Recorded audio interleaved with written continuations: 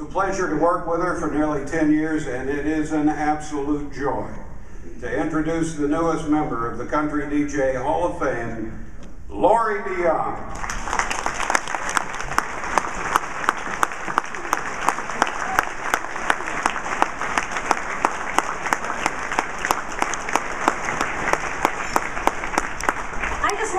Has anybody ever said to their program director, "You can't fire me, I'm in the Hall of Fame"? And has that worked? First of all, I just want to say greetings from the great white north of Baltimore. We've been snowed in for about a month. It's just great to come to Nashville and see grass. Over my lifetime, I have had many opportunities to speak in front of people. But I don't think I've ever thought any harder about what I would say than I have for this particular night. I think when you're being honored for your life's work, it covers a lot of ground. I started working in radio summers when I would come home from college. I was 19 when I got my first radio job at WMUZ in Detroit. 10 years and 8 stations later, I ended up at WPOC in Baltimore, my first country radio station, where I've been, like Bob said, for more than 24 years now. So when you add it all up, that's morning radio for 34 years. Now that's a long time. I'm 53, but in morning radio years, that makes me 87. Since every year doing mornings counts as 2 when you consider the sleep deprivation. Okay? I didn't grow up, I look pretty good for 87, that's what you're thinking, isn't it? I see it at table 6. Oh yeah. I didn't grow up wanting to have a radio show. I didn't really ever hear any women on the radio stations I was listening to as a kid. My dad was an excellent communicator, and my mom was an excellent musician. And so my love for good music and good conversation is something I came by naturally. And of course, there was always the potential for fun. Being on the radio sounded like a good time. It's not always easy to have fun while you work, but radio made it possible.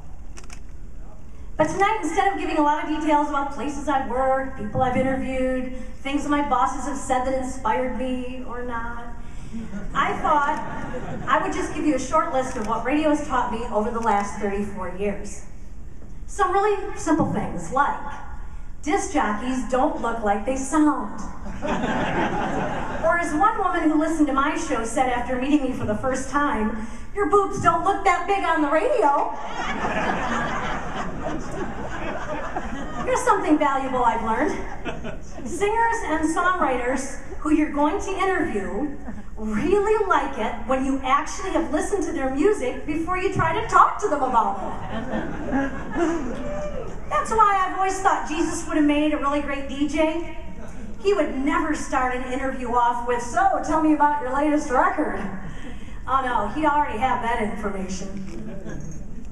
In fact, he'd probably lean over and whisper to that country star, "You know, the woman you wrote about hugging and kissing in that song isn't your wife. And neither is that woman you brought along to this interview. Your wife's at home with your kids, so maybe you should just roll on home now." And even if the station had a lousy sales team, who couldn't sell a remote broadcast with a guy who could turn water into wine? I mean, especially at one of those outdoor country shows in the middle of July where they always overcharge for the booze. Jesus knew about the value of good content, how to edit too. He would never go on and on. He had a great word economy. In fact, I think he was the first person to say, probably to some Pharisees, "Hey guys, if you haven't got something interesting to say, why don't you just play another song?" Well, actually, maybe he would have made a great program director. I'm not really sure what it means to be a success at something. I believe when I'm all said and done someday that I would like the people who knew me best to remember that I loved well, that I laughed a lot, and that I was particularly kind. And if somebody threw in, "I liked listening to her on the radio," that would be okay too. A writer for our local newspaper asked me a couple of weeks ago, what was the proudest moment in my career so far? That was so easy to answer for me. This happened just a couple of years ago. It was after a service at our church one Sunday. There were 2 young women in their early 20s, sisters. They came up to me. They were really excited. They wanted to tell me what it meant to them to listen to my show every day, year after year. They told me that their mom was addicted to drugs and alcohol, and that basically they had to rely on each other to make it through their days. She was angry, she was abusive, and she pretty much was absent throughout most of their lives. In fact, once they were old enough to move out, they stopped having any contact with her.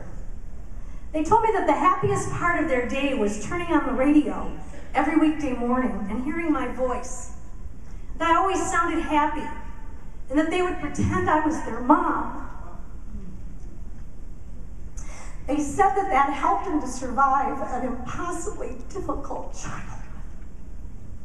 That was the proudest moment of my career.